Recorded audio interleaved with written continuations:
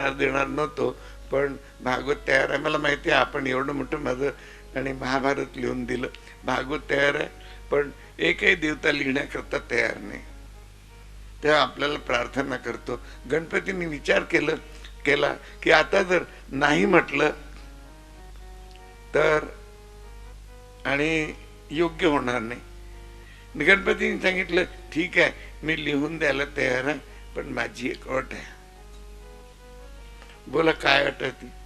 मी एकदा लिहिण्याकरता लेखणी हातात घेतली की मी सतत लिहित राहणार, मी थांबणार नाही. तुम्ही सांगत राहायचं आणि मी लिहित राहायचं.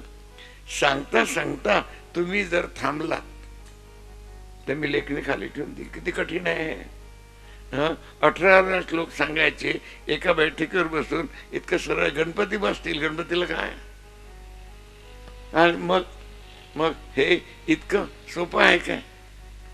नाही आहे इतकं सोपं. मग कुठेतरी अहो एक पत्र जर आपल्याला लिहायचं असलं ना, पोस्ट कार्ड एवढं आपल्या मुलाकडनं लिहून देता, किती 17 वेळा थांबतात तिथे. एक पत्र लिहिताना किती विचार करावा लागतो. तो मुलगा सांगतोय आई लवकर सांग ना ग काय, तर थांब रे बाबा जरा आठवतं दे. म्हणजे एक पत्र लिहिताना आपल्याला इतकं आठवावं लागतं. मग एवढं मोठं भागवत लिहिताना काहीच आठवावं लागणार नाही. मग मग तर हे आठवायला लागले की मी लेखणी खाली ठेवली. व्यासांनी सांगितलं की तुमची अट मला एकदम मान्य. चला गणपतीला आपलं जिंकलो आपण. व्यासांनी सांगितलं महाराज तुमची अट मला मान्य आहे, माझी एक प्रार्थना आहे. आपण शब्दांकडे लक्ष द्या. गणपतीची अट आहे आणि व्यासांची प्रार्थना आहे. आणि बोला काय प्रार्थना आहे? माझ्या मुखामधनं जो शब्द निघेल तो उचित आहे की अनुचित आहे याचा विचार तुम्ही करायचा. घ्या. श्लोक तुमच्या मुखामधनं निघणार आणि उचित की अनुचित याचा विचार मी करायचा का? आपण बुद्धीचं भांडार आहात, ज्ञानाचं भांडार आहात. मी आपल्या समोर अगदी अल्पज्ञ. बरं मग यो अयोग्य जर असला तर अयोग्य असला तर मला सांगायचा, मी दुसरा योग्य श्लोक सांगेल. म्हणजे किती श्लोकांचं भांडार भरलं आहे तिथे. आणि व्यासांच्या मुखामधनं अयोग्य श्लोक शक्य आहे का? काल आपण एक वचन ऐकलं ना, व्यासोच्छिष्टम जगत सर्व. जगामध्ये जेवढं ज्ञान आहे सगळं व्यासांचं उच्चिष्ट आहे. मग ठीक आहे. आणि तो योग्य की अयोग्य याचा विचार तुम्ही करायचा. आणि त्याचा शब्दार्थ, लौकिकार्थ, भावार्थ आणि गुह्यार्थ याच्या सहित लिहायचा. मग काय शिल्लक राहिलं? म्हणून भागवतातल्या एका श्लोकामध्ये इतका गुह्यार्थ भरलेला आहे. अपी आणि नापी मध्ये सुद्धा भरलेला आहे. बघा 9 स्कंदामध्ये एक श्लोक येईल ययातीच्या प्रसंगामध्ये. श्लोक राहील बलवान इंद्रिय ग्रामो विध्वंसम अपि कर्षती. हा श्लोक राहील. म्हणजे इंद्रिय इतकी बलवान आहेत की विद्वानांना देखील आपल्याकडे आकर्षित करतात. हे वचन भागवत सांगताना वेदव्यास आपला पटशी जेमिनी जो पूर्वमीमांसाचा प्रवर्तक आहे त्याला सांगत होते. जेमिनीने एवढंच विचारलं की गुरुदेव एक शंका विचारू. शिष्यच गुरुची परीक्षा घेत आहे बघा. पण गुरु नेहमी आपला 21वा राखून ठेवतो ते लक्षात ठेव. तर या ठिकाणी अपीच्या ऐवजी नापी असत. तर हे असं मी सांगितलं बेटा याच्यावरती उद्या बोलू. जेमिनीला असं वाटलं की गुरुदेवांची हार व्हायची वेळ आली म्हणून आजची गोष्ट उद्यावर नेली. ते म्हणाले उद्या बोलू. आम्ही आपल्याला सांगतो की हा प्रसंग परवा येणार आहे. ठरला नसतं परवाच्या दिवशी येईल. आपण याच्यावर परवा बोलू. अपिया की नापिया. एक गोष्ट लक्षात ठेवा, गुरु नेहमी आपला 21वा राखून ठेवत असतो. तेव्हा तर अपी नापी एवढ्यामध्ये देखील अंतर नाही. तर मग सांगितलं त्याचा शब्दार्थ, लौकिकार्थ, भावार्थ आणि गुह्यार्थ याच्या सहित लिहावा. ठीक आहे. गणपतीला वाटलं तरी देखील फार थोडं लिहावं लागेल. मग ठीक आहे. व्यासांनी साहित्य दिलं आणि लिहिलं. गणपतीची पूजा केली. गणपतीची पूजा केली आणि व्यासांनी सुरुवातीला काय सांगावं? व्यासांनी सुरुवातीला सांगितलं, महाराज लिहावं. सांगू म्हणाले, हो लिहा म्हणाल. श्री गणेशाय नमः. वर लिहिला श्री गणेशाय नमः. गणपती चाट. श्री गणेशाय नमः याचा अर्थ आमच्यासारखा साधारण मनुष्य 8 दिवस पर्यंत सांगेल.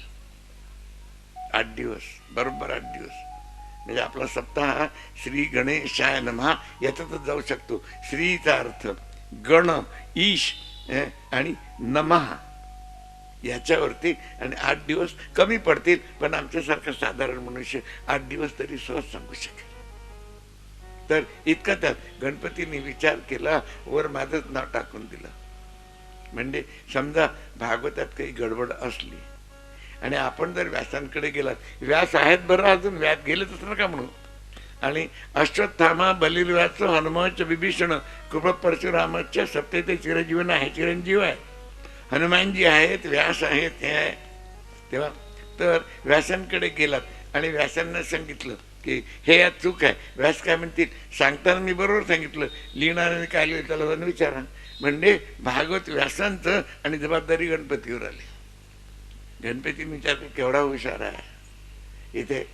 बरं, आता पहा, यांनी अट घातली. एक गोष्ट लक्षात ठेवा, अट घालून कोणते काम नका करू, प्रार्थनेने करा. हो, प्रार्थनेने आपल्याला देवाचं दर्शन देखील होते. नुसत्या प्रार्थनेने होते. लीनता पाहिजे. आपल्याला देवळात जायचं नाही, मुळीत जाऊ नका. देवाचं नाव घ्यायचं नाही, मुळीत जात नाही. भागवत ऐकायचं नाही, घरी जाऊन जा, घरी जा, सगळं उठून चाललं. संतांचा संग करायचा नाही, बिलकुल. घरात असतील संत आकलत नाही तरी देव भेटणार. 3 गोष्टी करा. आमच्या गोस्वामीजीने सांगितलं, सत्यवचन अरु लीनता परस्त्री मात समा. सत्यवचन और लीनता परस्त्री मात समा.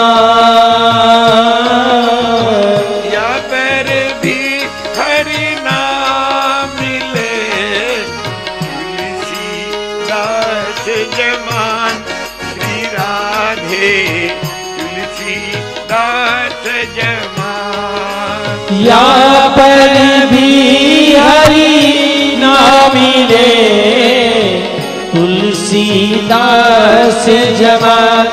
श्री राधे तुलसीदास जमान. सत्यवचन, लीनता आणि परस्त्रीला माते समान समजा आणि देवाचं दर्शन करा. नका घेऊ देवाचं. तर ती यांनी सांगितलं की माझी एक प्रार्थना आहे, श्री गणेशाय नमः. आता किती वेळ लागेल त्याला. मग व्यासांनी पहिला श्लोक सांगा सुरुवात केली. सांगितलं, लिहावं. गणपती महाराज लिहायला लागले.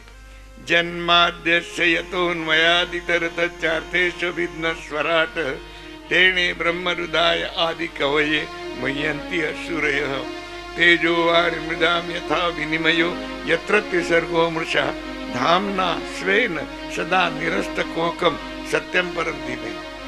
हा श्लोक काल सांगितला आणि व्यासांचं मंगलाचरण आहे. हा कूट श्लोक आहे.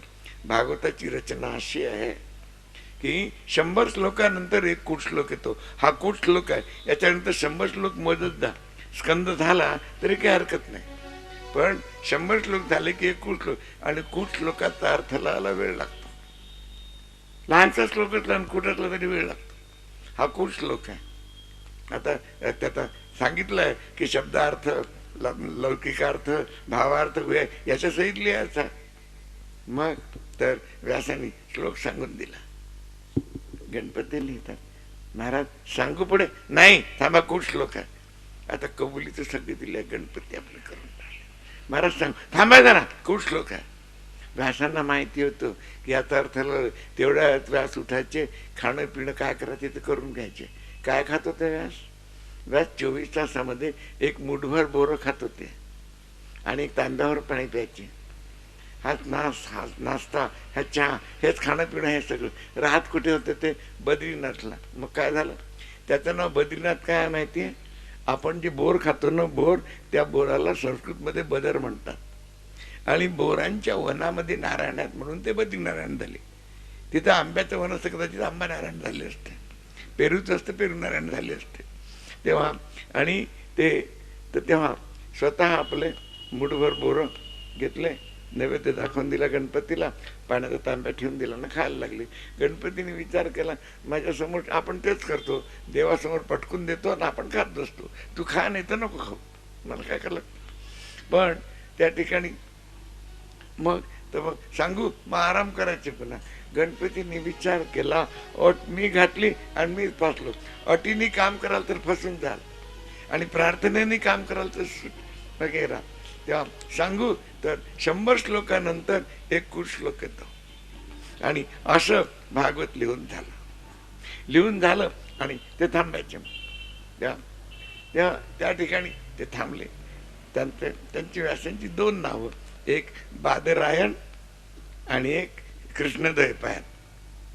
ते लिहून झालं. व्यासांनी शेवटचा श्लोक सांगितला, नाम संकीर्तनम यस्य सर्व पाप प्रनाशनम प्रणामो दुःख शमनस्तम नमामि हरिं परम. भगवंताचं नामसंकीर्तन सगळ्या पापांचा नाश करतं.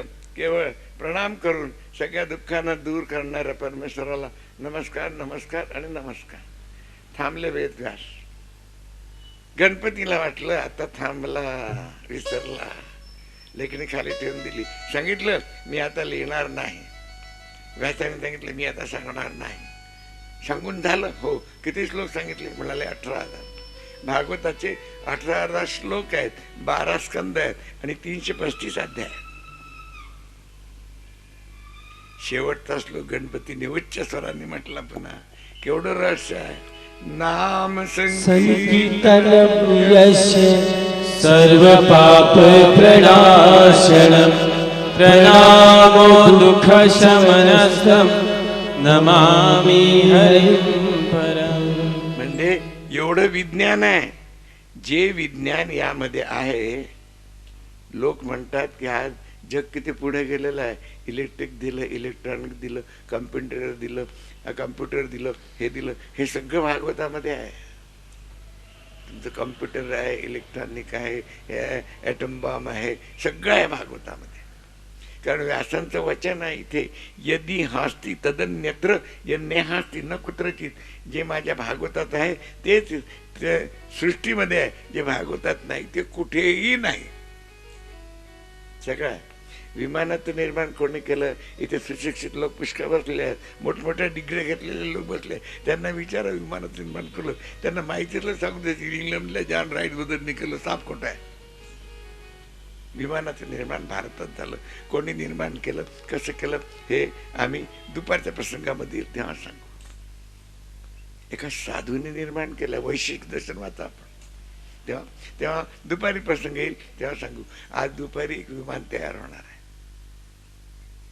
त्या विमानाचं नाव सांगू काय? सर्वोपकरणोपेतम सर्व काल सुखावं. त्या विमानाचं नाव. त्याचा अर्थ काय माहित नाही आम्हाला, दुपारी माहिती होईल ते बसल्यानंतर, तेव्हा सांगून दे बघ आपल्याला. तेव्हा हे सगळं विज्ञान इकडचं विज्ञान आहे. आणि तेव्हा ॲटम बॉम्ब म्हणजे ॲटम बॉम्ब कोणता आहे हे बघू आपण, कोणता आहे तर मग त्या ठिकाणी सगळे. हे कम्प्युटर कोणतं आहे? कारण व्यासांचं वचन आहे, यदि हाती तदन्यत्र यांनी हाती नको त्याची. तेव्हा आणि लिहून झालं. गणपतीचे आशीर्वाद मिळाले, आनंद झाला. गणपतीची पूजा केली, गणपती अदृश्य झाले. आता व्यासांना विचार पडला, याचा प्रचार कोण करेल? भागवताचा प्रचार ज्याच्यामध्ये प्रखर वैराग्य आहे तो त्याचा प्रचार. प्रखर वैराग्य कोणामध्ये आहे? भगवान शंकरामध्ये. आता भगवान शंकर हे काम कशाला स्वीकारतील?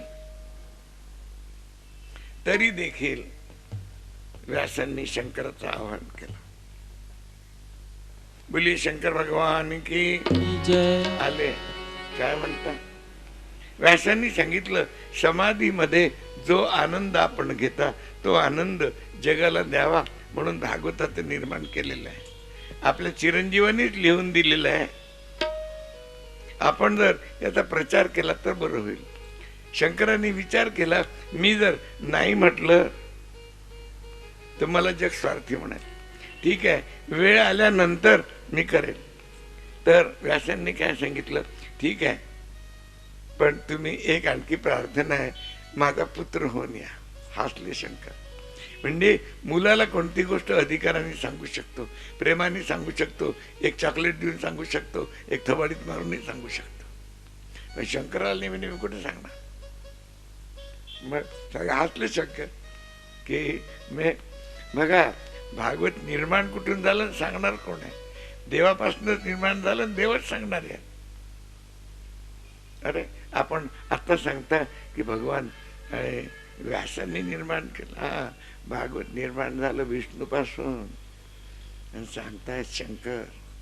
कसे ते बघू, आता माहिती नाही, थोड्या वेळाने प्रसंग केलं तेव्हा बघू आपण. तेव्हा तर त्यांनी सांगितलं ठीक आहे नेल. शंकर आणि पार्वती कैलासात बसल्या. भगवान शंकर आणि संजीवनी मंत्राचा जप करतात. पार्वतीने विचारलं, आपण कुठल्या मंत्राचा जप करता? सांगितलं, मी संजीवनी मंत्राचा जप करतो आणि भागवताचा जप करतो. तर मला आपला मंत्र मला सांगा. शंकराने सांगितलं, तू गीता ऐकलेली आहे. कोणी आपला मंत्र दुसऱ्याला सांगू नये. पत्नीने आपला मंत्र पतीला सांगू नये. मंत्र एक असेल असावा. मंत्र घरात सगळ्यांचा मंत्र एक असावा, गुरु एक असावा, हे साधन अपेक्षा होते. पण पत्नीने आपला मंत्र पतीला सांगू नये, पतीने आपला मंत्र पत्नीला सांगू नये, मुलांनी आपला मंत्र माता पित्यांना सांगू नये, माता पित्यांनी आपला मंत्र पुत्राला सांगू नये. कोणी कोणाला आपला मंत्र सांगू नये. मंत्र एक असला तरी नाही. ही हट्ट केला की मी आपली अर्धांगिनी आहे, मला सांगावं लागेल. आपल्याला कालच सांगितलं 3 हट्ट अति बलवान असतात. एक स्त्री हट्ट, एक राजहट्ट आणि एक बालहट्ट. तर तो आणि सांगावं लागेल. बघा शंकर ठीक आहे, आता सांगितलं नंतर बाई काय करायला तरी भरोसा नाही. बाई म्हणजे बाईला बुद्धी फार असते, पण निर्बुद्ध त्याच्यापेक्षा जास्त असते. मुंबईला 2 पती पत्नी, दोघेही, आणि बायकोही एका बँकची मॅनेजर, म्हणजे दोघेही स्टेट बँकमध्ये. ती एका ब्रँचची मॅनेजर, हा दुसऱ्या ब्रँचच्या मॅनेजर. काहीतरी खटपट झाली बाई बुवाची. ही खटपट किती वेळ राहते? संध्याकाळपर्यंत. बाई बुवाची काहीतरी खटपट झाली आणि बाई काहीतरी हे काही स्वयंपाक करत होती. तिने शहाणीने गॅस सोडून दिला. एवढं बरं झालं, खिडकीजवळ सोडला. तो सगळा खिडकीतनं गॅस निघून गेला. सिलेंडर संपलं. मुंबईला सिलेंडरची पंचायत. मग आता सिलेंडर काय, पतीने सांगितलं माझ्या हात लावणं तर तुझ्या हात लाव, चल पेटव. मग गेली रागाने निघून. बरं राग हे राहतं काय ते. मग ऑफिसमधून फोन करते, तुम्ही जेवले काय? जेवले तुम्ही? मग कशाला विचारते? गॅस सोडून दिला तेव्हा लाडले वाटली, आता विचार तुम्ही जेवले काय? मग काहीतरी नाश्ता केला का? मग आज मी तुम्हाला काहीच दिलं नाही. आड्या गड्या. मग ते टेलिफोन पुन्हा आड्या गड्या सुरू केलं. असं म्हणतात आड्या गड्या केलं म्हणजे दोघांचं प्रेम वाढते. आम्हाला त्याची अनुभूती नाही आहे तेव्हा. आणि मग आता असं करता, मग असं करा ना, तुम्ही स्कूटर घेऊन आपण दोघं हॉटेलमध्ये खाऊ. बाईने गॅस सोडून दिला आणि हॉटेलमध्ये खायला गेली. अक्कल आहे काय सांगा हे तुम्ही. आणि मग पुन्हा मग संध्याकाळनंतर मग त्या गॅसवाल्याला सांगितलं पैसे नाही, तर बाई सिलेंडर आहे, दुसऱ्या सिलेंडरचं 50 रुपये जास्त द्यावं लागतं. घे बाबा 50 देऊन टाक तेव्हा. आणि स्त्री हट्ट शंकरांनी विचार केला पूर्ण करावाच लागेल. चला मग आता एकांतात जाऊ. कारण काय, शंकरांची मित्रमंडळी कोण माहिती आहे? भूत प्रेत हे शंकराचे दोस्त आणि फास्ट फ्रेंड. ते जातील कुठे? त्यांना कोणतरी पाहिजे की नाही. त्याने शंकराला, जेव्हा शंकर लग्नाला गेले ना, पार्वती बरोबर लग्न झालं तेव्हा, परत लग्नाला गेले तेव्हा नंदीवर बसले. घोड्यावर बसून जातात, हे बसले नंदीवर बैलावर, आणि तोंड इकडे सगळ्या मित्रांकडे आणि तिकडे पाठ. ती मैनावती गेली कुंकुलाला, पाठीला कुंकू लावणार आहे काय? मग आणि ते सगळे भूत प्रेत, ती घाबरून गेली, ती मूर्छितून पडली. ब्रह्मदेवाने सांगितले काय, मला तोंड तर तिकडे करा, तुमची सासू तुम्हाला तिकडे राहते, पाठीला लावेल का तिला? बोले बाबा बोले, इकडचं तोंड तिकडे केलं तिकडे. तर इथे सगळे आणि हे आहेत म्हणून सगळ्यांना सोडून ते सिंधूच्या किनाऱ्यावर एका वडाच्या झाडाखाली येऊन बसले. सगळ्या पशुपक्ष्यांना आपल्या त्रिशूलांनी हाकलून दिलं आणि बसले. सांगायला लागले आणि मातांना ऐकण्याची हौस भयंकर आहे, पण ऐकताना डुलक्या घेण्याची हौस त्याच्यापेक्षा जास्त आहे. बिलकुल घेतातच, पण अशी बाई मागे बसते, समोर नाही बसत, कारण की दिसलं नाही पाहिजे ना चेहरा आपला. मग दिसलं नाही पाहिजे चेहरा म्हणून मागे बसली. एका ठिकाणी आमचं भागवत सुरू होतं. अशीच एक बाई तर आहे अजून ती, आणि मागे बसली. बरं झोप होती, मग तिच्या पाठीला लागायचं. तिने काय गाशी सगळी झोपते म्हणे, इथे ऐकून नाही का म्हणून झोपत नाही, मागे सर अशी वाजी तिच्या तोंडाला लागायची. मग त्यांनी आम्हाला सांगितलं, महाराज ही म्हणे इकडे बसली तर माझ्या पाठीला लागते. तिला म्हटलं तिथं तिला उभी करा. तिला उभी केली, उभं केली आणि ती झोपली आणि पडली. ते अगरवाल बाई होते, तिचं नाक वगैरे फुटलं. म्हणजे मला नाक फुटलं. म्हटलं हे काय तू येते कशाला भागवत ऐकायला, तरी यायची. मग दुसऱ्या दिवशी आली, आयोजकांना सांगितलं तिथे 5-7 दगड ठेवा आणि तिला मध्ये उभी करा. मग नाही झोपली. मग लक्ष कुठे होतं? रामाकडे नाही, त्या दगडांकडे लक्ष होतं की आता पडली तर डोकंच फुटेल. हे ऐकणं तसं झोपण्याची सवय. बरं असं लिहिलेलं आहे. शंकरांनी विचारलं, बरं ही झोपली, बरं हुंकार तर कानावर येतात शंकराच्या, मग त्यांनी शंकरांनी विचार केला, ही अगदी आनंदाने ऐकते. सहज भगवान शंकरांनी डोळे उघडले, बाईची हालत अशी. पार्वती, हा अरे तू झोपत होती? मी झोपत नव्हती, मी ध्यान करत होती. शास्त्रामध्ये लिहिलं आहे की मातांसारखं खोटं बोलणारं जगात दुसरं कोणी नाही, आणि चांगल्या सफाईदार खोटं बोलतात, फार छानपैकी. म्हणजे नवऱ्याच्या पोटातलं पाणी आलू देणार नाही. एक आणखी प्रसंग सांगू, मुंबईचाच प्रसंग आहे. आणि पती पत्नी दोघे नोकरी करणारे. त्यांनी विचारलं, हे बघ आणि पगाराला वेळ नाही, मला 10,000 रुपये पाहिजेत. तिने सांगितलं, माझं कुठे आहे 10,000 रुपये? त्यांच्या त्या बरोबर ठेवतात. त्या कुठे ठेवतात ते सांगून, त्यांचं बजेट कुठे सांगून तुम्ही कुठे असते आता. तेव्हा तर मग सांगितलं की आता नाही आहेत म्हणे. बरं शेजारच्या कमलाबाई देतील? हो देतील म्हणे. मग तू जा बरं लवकर, तुम्हाला की नाही काही अक्कलच नाही. म्हणजे असं म्हणतात बा की 4-5 वर्ष झाले म्हणजे अक्कल हिला येते, त्याची अक्कल सगळी निघून जाते. आता तो नवरा जाणे आणि ती बायको जाणे, आपल्याला तर काही त्यातलं माहिती नाही.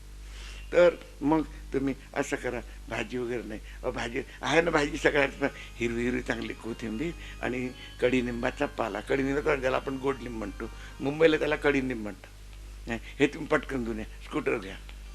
ते स्कूटर घेऊन गेल्याबरोबर हिची कमलाबाई कुठे कमरेत. तो तिकडे गेला आणि ती किल्ली काढली, हे उघडली, आणि ते ह्या नोटा कुठे ठेवत माहिती आहे? जे फार कमी वापरायच्या साड्या आहेत ना, अशा भारी त्या कधी कमी नेसावं लागतात, तर तिकडे त्यात मी एक गड्डी त्यात, एक त्यात, आणि हे सगळे नवरे पाहतील घरात जाऊन काही आहे काय ती नसताना. पण ती किल्ली सोडतच नाही लवकर. तेव्हा तर हे मग त्यातनं काढली. पाहिजे होते 10, निघाले 15, पुन्हा 5 घालून ठेवून दिले. किल्ली घातली आणि आल्या पण काय आले, हो दिले, कमलाबाईंनी दिले. मग पण त्यांनी सांगितलं की हे त्यांचे मागे दिलेले आहेत मी ताबडतोब. अगं पगार झाल्याबरोबर पहिल्यांनी पैसे कमलाबाईचे बरोबर द्याल बरं. पैसे घेतले की पुन्हा गेले घडी त्याच्यामध्ये. असे पैसे त्या लाकर फाकरमध्ये, गणपती लाकर सोडून पाहतात ना, हे काय पाहतात, कोणत्या लुगड्यात किती गड्डे आहेत, हे काय पाहतात का? तेव्हा आणि खोटं. मग हिला विचारलं, मी झोपत नव्हती, मी ध्यान करत होते. शंकरांनी विचारलं, आता सफाईदार खोटं कशी बोलते? आणि हुंकार तू देत होती काय? तोंडाने सांगते का? नाही. काय म्हणते? आपल्याला या ठिकाणी तिसरा कोणी व्यक्ती दिसतोय काय? दाटून विचारते. त्यांचं नाही. मग झालं तर मग खरं खोटं करण्याची वेळ आली असती तर काय सांगितलं असतं? मी आपल्याला सांगितलं काय की मी देतो तुमका, मी एवढं तिसरा कोणी व्यक्ती आहे का? नाही. मग झालं तर मी सांगितलं मी देतो म्हणून. शंकरांनी विचार केला, हुंकार ही नव्हती देत. वडाच्या झाडाच्या डोरीतून हुंकार येत होते. तिथे सगळ्या पशुपक्ष्यांना शंकरांनी हाकलून दिलं होतं, पण एक पोपटाचं अंड तिथे पडलं होतं. ते निर्जीव झालेलं होतं, पण हा मंत्र ऐकल्यामुळे त्याच्यामध्ये प्राण आले. आणि प्राण आले आणि त्यातून हुंकार निघत होते. शंकरांनी त्याला आणि त्रिशूल आल्यावर त्यातून एवढा पोपट निघाला आणि उडत गेला. योग मायेनी च्या साह्याने आणि भगवान शंकर त्याच्या मागे गेले. व्यासांच्या पत्नीची 2 नावं, एक वटिका आणि एक अरणी. ती जांभई घेत होती, पटकन तिच्या तोंडामध्ये त्यांनी प्रवेश केला आणि पोटात निघून गेला. पोपट पोटात गेला. पोपट भगवान शंकर त्रिशूळ घेऊन उभे राहिले. व्यासांनी विचारलं, भोलेनाथ काय झालं ह्याच्याकडनं अशी का उभे राहिलं? सांगितलं, ज्या पोपटाने आणि मंत्र ऐकला तो मातेच्या उदरात गेलाय. मग त्या मंत्राचा प्रभाव काय, जो ऐकतो तो अमर होऊन जातो. मग व्यासांनी सांगितलं, महाराज तो पोपट आता अमर झाला. ज्याच्या डोक्यावरती ज्ञानगंगा आहे तो बोलायला हरेल का? शंकरांनी गोष्ट बदलून दिली. माझा मंत्र ऐकून जो अमर झाला त्याचं दर्शन करायला उभ्या. 16 वर्ष बाहेर नाही निघाले आणि 16 वर्ष बाहेर निघाले नाही, पण तिला त्रास झाला नाही. गर्भामध्ये मुळीच त्रास झाला नाही तिला, अजिबात नाही. ते 16 वर्षापर्यंत त्रास झाला नाही. 16 वर्षी जेव्हा त्रास व्हायला लागला तेव्हा तिने सांगितलं, मला त्रास होतोय म्हणे. व्यासांनी त्या गर्भाला दिव्य दृष्टी दिली आणि विचारलं, तू बाहेर का नाही येत?